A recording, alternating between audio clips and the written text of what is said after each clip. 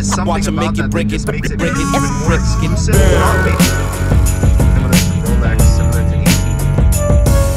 Porsche now have kind of restricted how people buy cars. So I think you can buy one from the Wakala or for the garage, but it's not that easy. Generally, for like the more special cars, they request that you have a history similar to Rolex, similar to AP. You can't just walk into the boutique. Now, is that really true, or are they just doing that to kind of build like fake scarcity as a marketing tactic? Probably make fake scarcity, right? If imagine the frustration of having enough money to buy one of these cars and you can't buy it.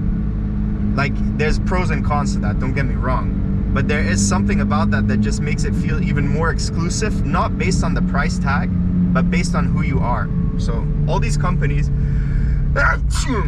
luxury companies, are fighting to build that feeling of luxury, or that feeling that of being special, you know, that not everybody can own this possession, or not only from an affordability perspective, but maybe you just don't have the right network, or you don't know the right people in the garages and stuff. However, on the second-hand market, it's a free-for-all, right? But that also keeps prices high. Okay, so Rolex in general raise their prices by 5% every single year, sometimes twice a year. Though recently I read they haven't, because there's been a bit of a dip in demand for luxury watches.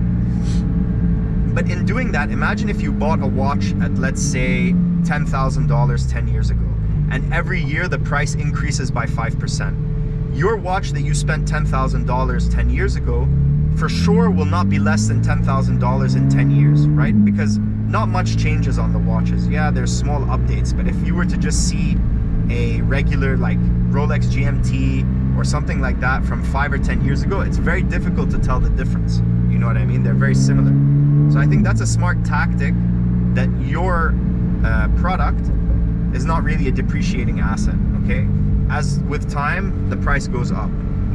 And I think Louis Vuitton do a good job of that as well. Hermes.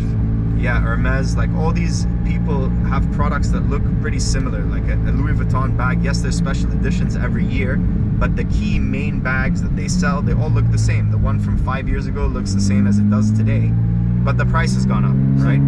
So do you think that buying these kind of investments are safer than buying stocks? Because you have good return too. I mean, look, there's only a few cars that you can buy that go up in price.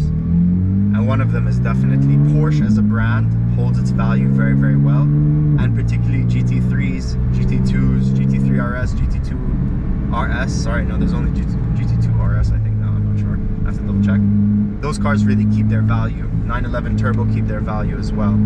And the Carreras, but it's a car which you're not going to necessarily lose that much money on, okay, compared to other cars where they leave the showroom, they lose 20%, and then after 5 years you've almost lost 50-60% of what you paid, you know? So me personally, to buy a new car that's going to be in this price range, I could only really justify buying a 911 GT3 or a 911 Turbo S, to be honest. I wouldn't really feel comfortable, just because you spend all this time and all this effort to earn money, and then you need to try and invest it and hold on to it and let it grow. Buying a luxury supercar that just loses 50% of its value in 2 or 3 years, I don't know, it doesn't make sense in my eyes.